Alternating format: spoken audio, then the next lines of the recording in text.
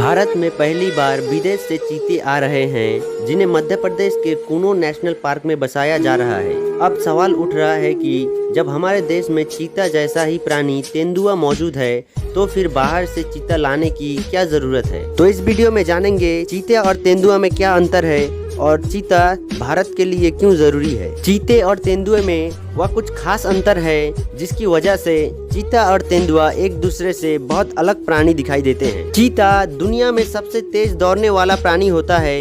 यह 120 किलोमीटर प्रति घंटा की रफ्तार से दौड़ सकता है। चीते का वजन 72 किलोग्राम के करीब होता है। शारीरिक बनावट भी खास होता है, जिसकी वजह से यह तेज दौड़ पाता है। वहीं तेंदुआ यानी लेपर्ड 58 किलोमीटर प्रति घंटा की रफ्तार से दौड़ सकता है। इसका मुख्य कारण है उसका वजन, जो कि 100 किलोग्राम के आसपास होता है। चीता और तेंदुआ के शरीर को देखने पर ऐसा लगता है कि दोनों के शरीर पर एक जैसे ही स्पॉट है, लेकिन ऐसा बिल्कुल भी नहीं है। तेंदुए की खाल पीले रंग का होता है, जबकि चीते का खाल हल्का पीला रंग होता है। तेंदुआ की खाल पर काले धब्बे होते हैं, लेकिन उनका आकार फिक्स नहीं होता। ये धब्बे ग्रुप में मौजूद होते हैं। चीते की खाल पर काले धब्बे एक ही आकार के होते हैं और अलग अलग होते हैं। तेंदुए के चेहरे पर भी काले धब्बे होते हैं, लेकिन चीते के चेहरे पर धब्बे नहीं होते। उसके बदले में चेहरे पर एक काले रंग की लकीर होती है, जो आंखों से नीचे तक आता है। चीते और तेंदुए की शक्ल में भी काफी अंतर होता है। तेंदुए का सिर बड़ा होता है, जबकि चीते का सिर छोटा और गोल होता है। तेंदुए की आंखें चमकीले नीले और हरे रंग की होती है, जबकि चीते की आंखें हमेशा थोड़ी पीली दिखाई देती है। चीते और तेंदुए की आवाज में भी भारी अंतर होता है। तेंदुए जहां लंबी गुर्राहट के साथ दहाड़ते हैं, तो वहीं चीते की आवाज बहुत महीन होता है। चीते पुर्र जैसी आवाज निकालते हैं। इनके रहने की जगह भी अलग होता है। तेंदुए जहां पेड़ों पर रहते हैं एवं पेड़ों पर ही आराम करते हैं, तो वहीं चीते घास के मैदानों में पाए जाते हैं। तेंदुए और चीते दिखने में एक जैसे लगते हैं और ऐसा लगता है कि चीते तेंदुए से ज्यादा ताकतवर होता है, लेकिन ऐसा बिल्कुल नहीं है। तेंदुआ चीते से ज्यादा ताकतवर होता है और वह चीते को मार भी सकता है। ऐसे में चीता तेंदुए के इलाके में नहीं आता।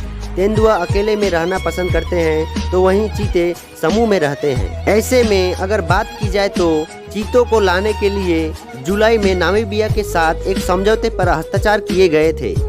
16 सितंबर को 8 चीते नामीबिया की राजधानी विंडहोक से भारत लाए जाएंगे और 17 सितंबर प्रधानमंत्री नरेंद्र मोदी के जन्मदिन पर ये जयपुर हवाई अड्डे पर पहुंचेंगे। इसके बाद इन्हें हेलीकॉप्टरों के जरिए इनके नए ठिकाने कुनो नेशनल पार्क पहुंचाया जाएगा। चीता के बारे में इतिहासकार एवं जानकार बताते हैं कि रियासतकालीन मध्य प्रदेश के कोड़िया जिले, जो कि अब छत्तीसगढ़ में मौजूद है, वहां के राजा महाराजा रामानुज प्रताप सिंह देव ने साल 1947 में देश में अंतिम 3 चीतों का शिकार कर उन्हें मार गिराया था। इसके बाद 1952 में भारत सरकार ने आधिकारिक रूप से यह घोषणा की थी कि देश से चीता विलुप्त हो चुके हैं। एक समय ऐसा भी था जब ऊंचे पर्वतीय इलाकों, तटीय क्षेत्रों और पूर्वोत्तर को छोड़कर पूरे देश में चीतों के गुर्राने की गूंज सुनाई देता था। जब साल 1952 में स्वतंत्र भारत में वन्यजीव बोर्ड की पहली बैठक हुई, तो सरकार ने मध्य भारत में चीतों की सुरक्षा को विशेष प्राथमिकता देने का आह्वान करते हुए इनके संरक्षण के लिए साहसिक प्रयोगों का सुझाव दिया था। इसके बाद 1970 के दशक में एशियाई शेरों के बदले में एशियाई चीतों को भारत लाने के लिए ईरान के शाह के साथ बातचीत शुरू हुई।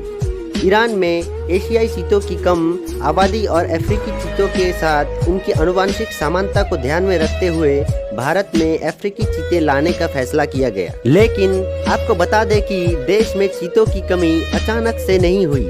दरअसल एक दौर में अकबर के बेटे जहांगीर ने पाला के परगना में चीते के जरिए 400 से अधिक मृग पकड़े थे।